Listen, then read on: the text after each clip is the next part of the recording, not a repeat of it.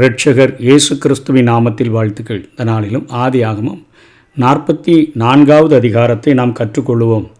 இந்த அதிகாரத்தில் யோசேப்பின் சகோதரனாகிய யூதாவினுடைய மனமாற்றத்தை குறித்தும் அவனுடைய சகோதரர்களுடைய மனமாற்றத்தை குறித்தும் நாம் கற்றுக்கொள்ள முடியும்.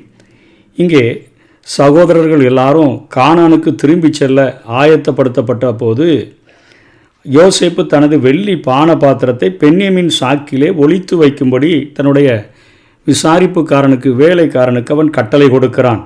அந்த பாத்திரத்தை அவன் குடிப்பதற்கு பயன்படுத்தியது மட்டுமன்றி அவன் எகிப்தியர்களைப் போல ஞான திருஷ்டியினால் இரகசியங்களை கண்டறிகிறதற்கு நான் பயன்படுத்துகிறேன் என்று சொல்லி தன்னுடைய சகோதரர்களிடத்தில் அவன் சொல்லுகிறான். அதாவது தன்னுடைய சகோதரர்கள் எகிப்திய தலைவனென்றே முழுமையாக எந்தவித சந்தேகமும் இன்றி நம்ப வேண்டும் என்பதற்காக இந்த காரியத்தை கூறுகிறான்.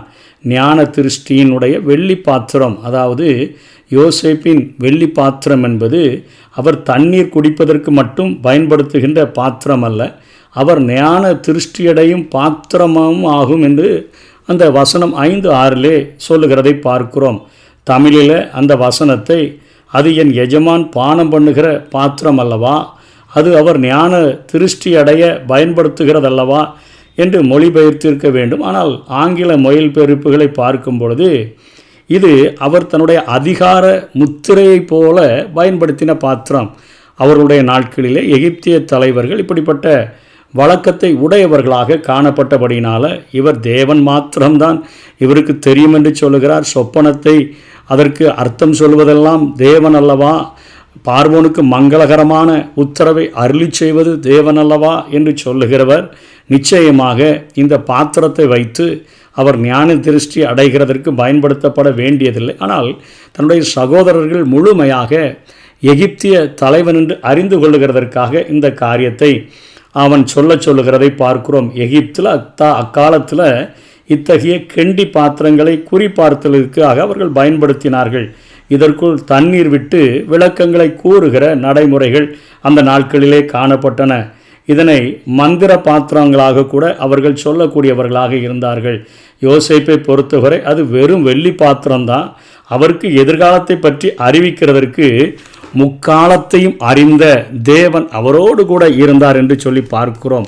பின் நாட்களிலே மோசேயின் மூலமாக இஸ்ரவேல் ஜனங்களுக்கு இந்த காரியம் தடை பண்ணப்படுகிறதை நாம் பார்க்க முடியும். உபாகமம் 18வது அதிகாரம் 10-12 வரையிலும் பார்க்கும் பொழுது தன் மகனையாவது தன் மகளையாவது தீக்கடக்க பண்ணுகிறவனும் குறி சொல்லுகிறவனும் நாள் பார்க்கிறவனும் அஞ்சனம் பார்க்கிறவனும் சூனியக்காரனும் மந்திரவாதியும் சன்னதக்காரனும் மாயவித்தைக்காரனும் செத்தவர்களிடத்தில் குறி கேட்கிறவனும் உங்களுக்குள்ளே இருக்க வேண்டாம். இப்படிப்பட்டவைகளை செய்கிறவன் எவனும் கர்த்தருக்கு அருவருப்பானவன். இப்படிப்பட்ட அருவருப்புகளின் நிமித்தம் உன் தேவனாகிய கர்த்தர் அவர்களை முன்னின்று துரத்தி விடுகிறார் என்று சொல்லி பார்க்கிறோம். அதாவது புறஜாதிகளை ஆண்டவர் வெறுக்கிறதற்கு காரணம் இப்படிப்பட்ட கிரியைகளை அவர்கள் செய்து கொண்டிருக்கிறார்கள். ஆகவே தான் முன்னின்று அவர் துரத்துகிறார். நீ அருவருப்பான காரியங்களை செய்துவிட கூடாது என்று சொல்லி ஆண்டவர் எச்சரிக்கிறதை பார்க்கிறோம். இங்கே அநேக மாற்றங்கள் அவருடைய அந்த சகோதரர்களுக்குள்ளே நடக்கிறத நம்ம பார்க்க முடியும். இப்போது அந்த பாத்திரத்தை அவன் அப்படி பயன்படுத்தினேன் என்று சொன்னது அப்படியே அங்கே வேலைக்காரன் போய் சொல்லிட்டான். பின்தொடர்ந்து அந்த வெள்ளி பாத்திரத்தை பென்யமீனுடைய சாக்குக்குள்ளே ஒளிச்சு வச்சு அனுப்புனாங்க. இப்பொழுது அந்த பாத்திரத்தை திருடி சென்று விட்டதாக யோசேப்பின் சகோதரர்கள் குற்றம் சாட்டப்பட்ட போது அவர்கள் குற்றமற்றவர்கள் என்று எதிர்த்ததுமன்றி யாரிடத்தில் இருக்கிறதோ அவனை வேணால் நீங்கள் கொலை பண்ணிவிடுங்க என்று சொல்லி அவர்கள் அத்தனையாக அவர்கள் ஆக்ரோஷமாக கூறுகிறதை பார்க்கிறோம். குற்றம் செய்தவன் தனக்கு அடிமையாக இருக்க வேண்டும் என்று மாத்திரம் விசாரணைக்காரன் ஒப்புக்கொண்டாயப்பா, கொலைலாம் செய்ய வேண்டியதில்லை, யார் சாக்குக்குள்ளே அந்த வெள்ளி பாத்திரம் இருக்குதோ அவன் எங்களுக்கு அடிமையாக இருந்தால் போதும் என்று சொன்னபோது பாத்திரம் பென்யமீனுடைய சாக்கில் கண்டுபிடிக்கப்பட்ட போது சகோதரர்கள் மனமுடைந்து பட்டணத்துக்கு எல்லாரும் திரும்பி போகிறதை பார்க்கிறோம். முதல்ல யோசேப்பை வெறுத்த சகோதரர்கள், யோசேப்பை அடித்து குழியில் தூக்கி போட்ட சகோதரர்கள், யோசேப்பை எடுத்து இரக்கமின்றி அங்கே வருகின்ற மீதியானியர்களிடத்தில் இஸ்மவேலர்களிடத்தில் விற்று போட்டவர்கள் இப்பொழுது தன்னுடைய தம்பியை அங்கே அடிமையாய் கொண்டு போக செல்லுகிற போது இவங்க விட்டுட்டு வராமல் எல்லாருமே சேர்ந்து அங்கே பட்டணத்துக்கு திரும்பி போகிறதை பார்க்கிறோம். வசனம் 14-17 வரையிலும் யோசேப்பு தன் சகோதரர்களை குற்றம் சாட்டின போது அவர்கள் அனைவரும் அவனுக்கு அடிமைகளாக வேலை செய்வதாக யூதா சொல்லுகிறான். ஆனால் யோசேப்போ பென்யமீன் மட்டும் அடிமையாக இருந்தால் போதும், மற்றவர்கள் எல்லாரும் நீங்கள் வீட்டுக்கு போங்க அப்படின்னு யோசேப்பு சொல்லுகிறான்.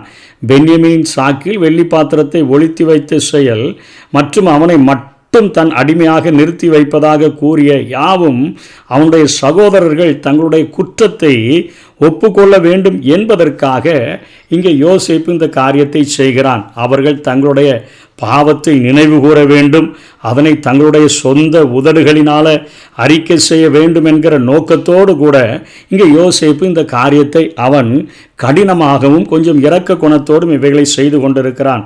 முதல்ல சிமியோனை செல்ல விடாமல் நிறுத்தி வைத்தது, பின்னர் பென்யமீனை நிறுத்தி வைத்தது யாவும் அவர்கள் இன்னமும் அடிமையாக விற்கப்பட்ட சகோதரனுடைய கதறுதலை குறித்தும் மகனை பறிகொடுத்த தகப்பனினுடைய அந்த அழுகுரலை குறித்தும் அவர்கள் கவலையற்றவர்களாக இருக்கிறாங்களா இல்லைனா அதற்காக மனம் வருந்துகிறார்களா என்று பார்ப்பதற்காக அவன் இந்த காரியங்களை எல்லாம் செய்து பார்க்கிறான்.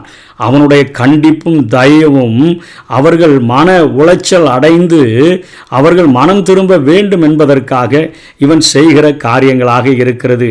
இந்த காட்சி முழுவதும் வரப்போகிற நாளில் இஸ்ரவேலில் மீதியாய் இருக்கிறவர்கள் மேசியாவின் மரணத்துக்காக அவர்கள் மனம் வருந்த வேண்டும், தங்களுடைய குற்றத்தை அவர்கள் அறிக்கை செய்வதையும் ஒருவன் தன் ஒரே பேரான குமாரனுக்காக துக்கித்து அழுகிறது போல அவர்களுடைய மனம் திரும்புதல் இருக்க வேண்டும் என்பதற்கான ஒரு முன் உதாரணமாக ஒரு நிழலாட்டமாகவே இது கொடுக்கப்பட்டிருக்கிறது என்றே சொல்ல வேண்டும். அதாவது எப்படி இயேசு கிறிஸ்துவை அவர் தமக்கு சொந்தமானதிலே வந்த அவரை சொந்தமானவர்கள் ஏற்றுக்கொள்ளாதபடி அவரை கல்வாரி சிலுவையில் அறைந்து கொலை செய்தார்களோ அவர்களுக்குள்ளாக ஒரு மாற்றம் எப்போ உண்டாகும்? சகரியா 12வது அதிகாரம் 10ஆம் வசனத்தில் நான் தாவீது குடும்பத்தாரின் மேலும் எருசலேம் குடிகளின் மேலும் கிருபையின் ஆவியையும் விண்ணப்பங்களின் ஆவியையும் ஊற்றுவேன், அப்பொழுது அவர்கள் தாங்கள் குத்தின என்னை நோக்கி பார்த்து ஒருவன் தன் ஒரே பேரானவனுக்காக புலம்புகிறது போல எனக்காக புலம்பி ஒருவன் தன் தலைச்சன் பிள்ளைக்காக துக்கிக்கிறது போல எனக்காக மனங்கசந்து துக்கிப்பார்கள். அதாவது மனக்கடினத்தில் பொறாமையில் இயேசு கிறிஸ்துவை ஒப்பு கொடுத்து கொலை செய்த அந்த யூத ஜனங்கள் இஸ்ரவேல் மக்கள் பின்னாட்களிலே இஸ்ரவேலிலே மீதியாக இருக்கிறவர்களுக்குள்ளாக ஆண்டவர் கிருபையின் ஆவிய விண்ணப்பத்தின் ஆவியை நான் ஊற்றும்போது அவர்கள் இப்படிப்பட்ட ஒரு புலம்புதலோடு கூட மேசியாவாகிய என்னை குத்தப்பட்ட என்னை அவர்கள் நோக்கி பார்ப்பார்கள் என்கிற அந்த நிழலாட்டத்தை காட்டும் வண்ணமாகத்தான், அந்த நிஜத்தை காட்டும் வண்ணமாகத்தான் இங்கே நமக்கு திருஷ்டாந்தங்களாக இந்த காரியங்கள் எழுதப்பட்டிருக்கிறது. இப்போ 18வது வசனத்திலிருந்து 34வது வசனம் வரையிலும் இப்போ யூதாவும் யோசேப்பின் அருகில் வந்துட்டான். பக்கத்தில் வந்து சொல்கிறான், யோசேப்பு இளைய மகனை அங்கு அழைத்து வரும்படி கட்டளையிட்டது, அவர்களுடைய தகப்பன் எவ்வாறு இருக்கிறார் என்பதை அவன் விசாரித்தது, ஒரு மகனை இழந்து போனதற்காக அவர் இன்னமும் துக்கத்தோடு இருக்கிற நிலைமை, எகிப்துக்கு பென்யமீனை அழைத்து செல்வதற்கு அவர் மறுப்பு தெரிவித்தது, பென்யமீன் பாதுகாப்போடு திரும்பி வருகிறதற்கு யூதாவாகிய நான் உத்தரவாதியாக நின்றேன் என்பது, இப்படி அனைத்து செய்திகளையும் ஒவ்வொன்றாக யோசேப்புக்கு இப்போ விவரித்து சொல்கிறான்.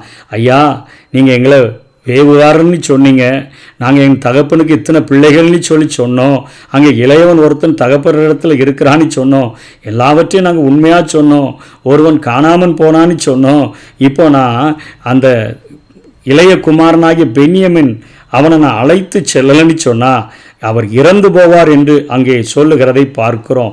இந்த என் பென்யமீனை அனுப்பிடுங்க, அவனுக்கு பதிலாக நான் எகிப்தில் இருந்து அடிமையாக நான் உங்களுக்கு உழைக்கிறேன் என்று சொல்லுகிறதை பார்க்கிறோம். ஒரு சகோதரனை தூக்கி அநியாயமாக விற்று போட்டுட்டு ஒரு ஆட்டை அடித்து அந்த பலவர்ண அங்கேயே அதில் தோய்த்து கொண்டு போய் அப்பாட்ட கொடுத்து தகப்பன் இருந்தா என்ன செத்து போனா என்னன்னு சொல்லி அத்தனை கடின இருதயத்தோடு கூட இருந்த யூதா அதாவது யூதாவினிடத்தில் 37வது அதிகாரத்தில் அவன் ஆதாயம் கருதி தனது தகப்பனுடைய இருதயம் நொறுங்கி போகும் என்கிறதையும் எண்ணாமல் யோசேப்பை விற்ற காரியம்.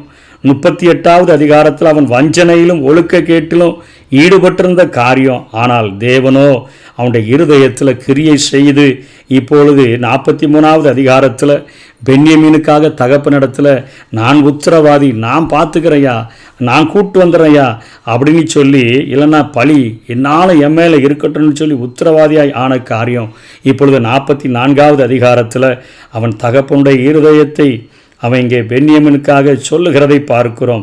தன்னுடைய இருதயத்தை ஊற்றி பென்யமீனுக்காக பரிந்து பேசி தன் தகப்பனுடைய உள்ளம் நொறுங்கி போயிடும், அவர் மரணமடைந்து விடக்கூடாது, அதற்காக நான் எகிப்தில் அடிமையாக உழைக்கிறேன், என் சகோதரனை நீங்கள் தயவு செய்து திரும்பி அனுப்பிடுங்க, அவன் அடிமையாக இருக்கக்கூடாது இப்படின்னு சொல்லி தன்னுடைய இளைய சகோதரனுக்காகவும் தன்னுடைய தகப்பனுக்காகவும் இருதயத்தை ஊற்றி அவன் மன்றாடுகிறதை பார்க்கிறோம்.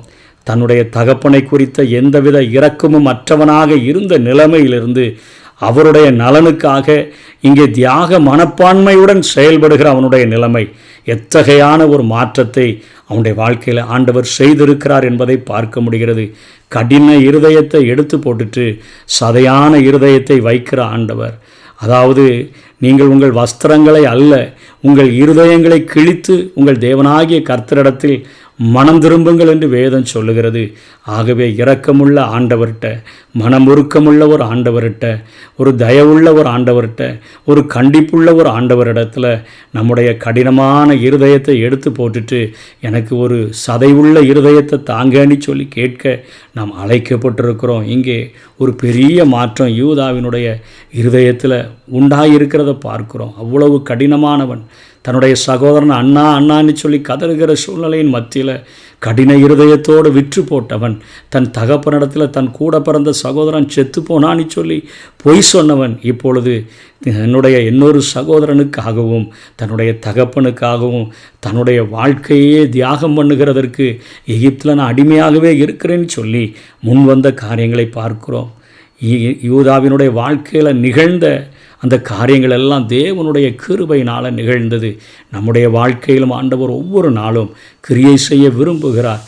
நம்ம ஒவ்வொரு நாளும் கிருபையின் மேல் கிருபை பெற்று ஒவ்வொரு நாளும் நாம் ரட்சிப்பு நிறைவேற பிரயாசப்படுகிறவர்களாக நாம் முயற்சி எடுத்துக்கொண்டே இருந்தோம் என்று சொன்னால் ஒவ்வொரு நாளும் தேவ மகிமை நம்மை நிரப்பிக்கொண்டே இருக்கும். நாம் எல்லாரும் திறந்த முகமாய் கர்த்தருடைய மகிமையை கண்ணாடியில் காண்கிறது போல கண்டு ஆவியாயிருக்கிற அந்த சாயலாகத்தானே மகிமையின் மேலே மகிமை அடைந்து ஒவ்வொரு நாளும் மறுரூபப்பட முடியும்.